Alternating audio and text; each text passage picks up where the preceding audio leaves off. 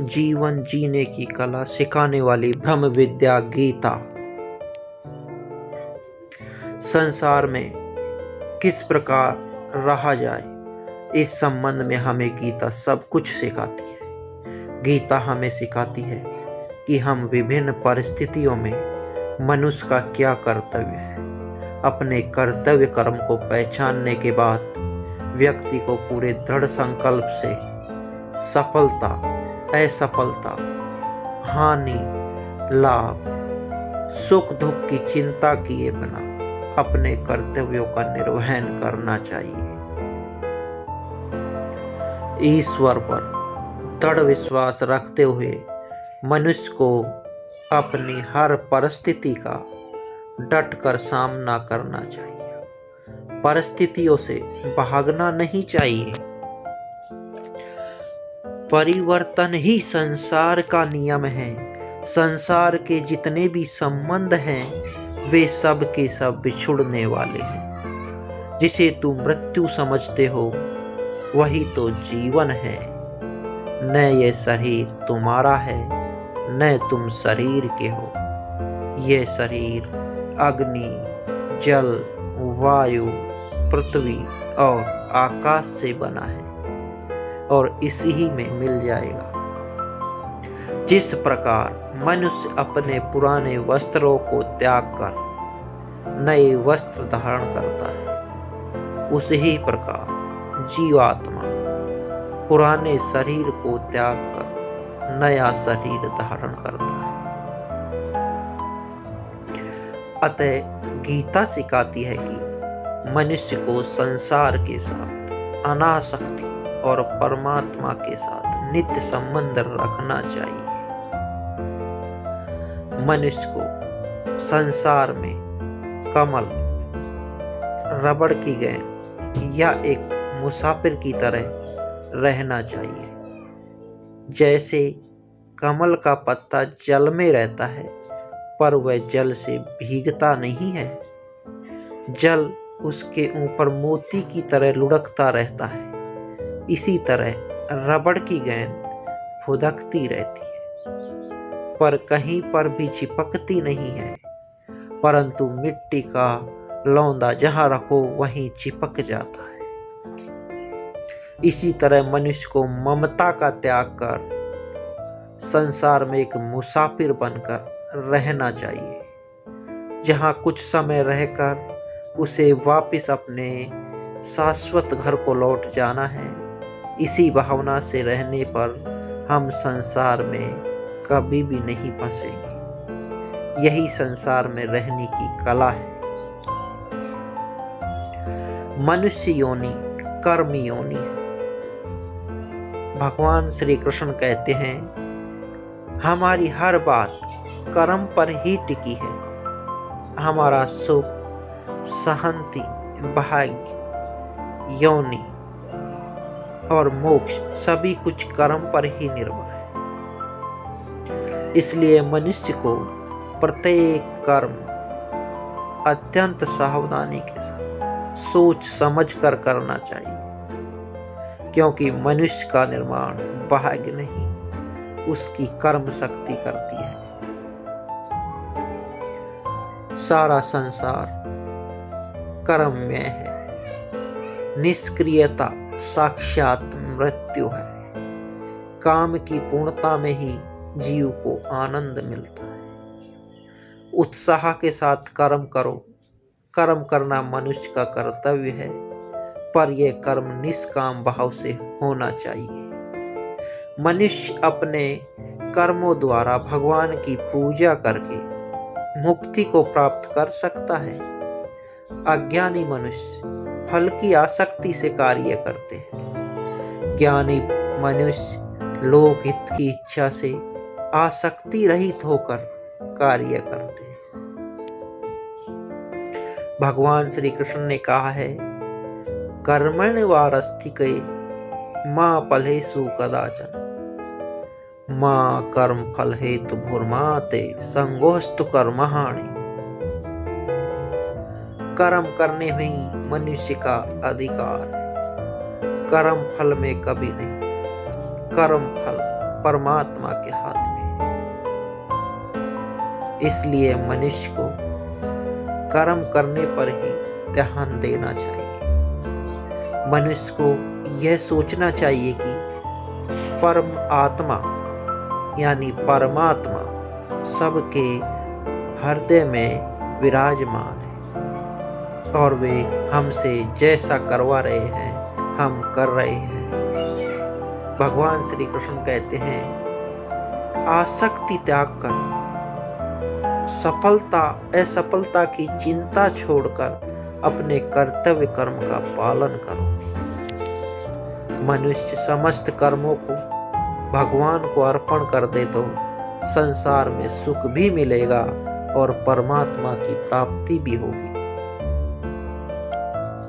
भगवान श्री कृष्ण कहते हैं, अर्जुन को एक माध्यम से समझाते हैं कि तू जो कुछ करता है, जो कुछ खाता है, जो कुछ यज्ञ करता है, जो कुछ दान देता है और जो कुछ तप करता है, वह सब मेरे अर्पण कर दो। मनुष्य को निषेध कर्म जैसे चोरी, झूठ, छल, कपट, हिंसा का त्याग कर देना चाहिए।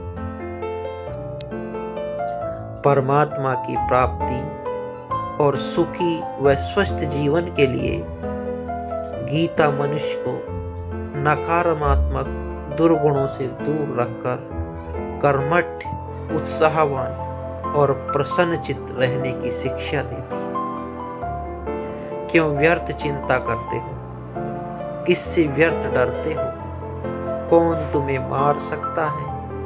आत्मा न पैदा होती है न मरती है, आत्मा स्थिर है। आत्मा को शस्त्र काट नहीं सकते, अग्नि जला नहीं सकती और जल भिगा नहीं सकता, वायु सुखा नहीं सकती। मनुष्य को त्याग की भावना के साथ इस संसार को भोगना चाहिए। लोभ की प्रवृत्ति पतन कराती है। करुणा व सत्य पथ को अपनाओ, पवित्रता से रहो, अपने आहार विहार को शुद्ध, पवित्र और परिमित रखो। किसी भी प्राणी के प्रति वैर भाव नहीं रखना चाहिए, क्योंकि संसार में जड़ चेतन जितने भी प्राणी हैं, सब में परमात्मा का निवास है।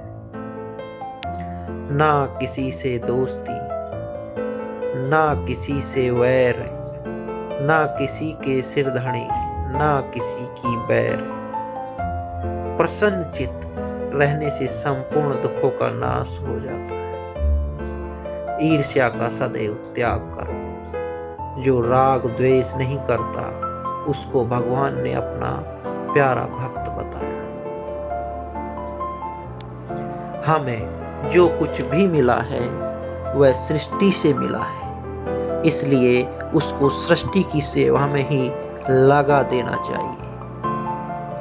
गीता में निष्काम भाव की बड़ी महिमा है। मनुष्य के द्वारा जितनी ज्यादा सेवा होगी वह उतना ही अधिक श्रेष्ठ हो जाएगा। संसार से कुछ चाहना अपने आप को पराधीन बनाना है। संसार में देने के लिए ही रहना, लेने के लिए नहीं, क्योंकि लेने की इच्छा का नाम ही बंधन है, पराधीनता है। सेवा करते रहने से मनुष्य संसार से ऊपर उठ जाता है, यही मुक्ति है। एकांत में भगवान के ध्यान करने से ज्यादा निस्वार्थ भाव से किया गया लोकोपकार ज्यादा श्रेष्ठ है। दूसरों के लिए कल्याण कार्य को करने वाला मनुष्य कभी दुर्गति नहीं होती। जो मनुष्य प्राणी मात्र के हित में रत रहते हैं वे मेरे को ही प्राप्त होते हैं। मनुष्य को जो भी वस्तु मिली है वह सबकी सेवा के लिए, जो अकेला उसका उपभोग करता है उसको चोर कहा जाता है। जो हुआ अच्छा हुआ, जो हो रहा है अच्छा हो रहा है, जो होगा वह भी अच्छा ही होगा। भूत का पश्चाताप न कर, भविष्य की चिंता न कर, वर्तमान में जी। तुम्हारा क्या गया जो तुम रोते हो, तुम क्या लाए थे जो तुमने खो दिया, तुमने क्या पैदा किया जो नाश हो गया। ना कुछ लेकर आए, जो लिया यहीं से लिया, जो दिया यहीं पर दिया। खाली हाथ आए, खाली हाथ चले जाओगे। फिर भी मनुष्य वस्तुओं और प्राणियों में मैं और मेरेपन का भाव रखता है। मनुष्य सभी को अपने मन मुताबिक नहीं बना सकते। जितने दिन चाहो साथ में नहीं रह सकते। ना किसी का स्वभाव बदल सकते, ना ही रंग रूप। तब ये सब मेरे और मेरी चीज कैसे उनकी हुई? जो आज तुम्हारा है कल किसी और का था, परसों किसी और का होगा। तुम इसे अपना समझकर प्रसन्न हो रहे हो। बस यही प्रसन्नता ही तुम्हारे दुखों का कारण है। अतः मनुष्य को मानना चाहिए कि ये संसार, घर, धन, परिवार सब भगवान का है और हम भगवान का ही काम करते हैं। हम चीजें भगवान की मानने से ही प्रसाद रूप में प्राप्त होती है। ऐसे भाव रखने से चिंता, भय कुछ नहीं रहता। यह संसार एक रंगमंच है जहां सभी को खेलना और खेलों की चीजों को अपना मान लेने से ही अशांति आ जाती है। अपनापन छोड़ो और शांति मिली। आज के युग की सबसे बड़ी चिंता का समाधान भगवान श्री कृष्ण ने बताया है। तू संपूर्ण धर्मों के आश्रयों को छोड़कर केवल एक मेरी शरण में आ जाओ। मैं तुम्हें समस्त पापों से मुक्त कर दूंगा। तू चिंता मत कर।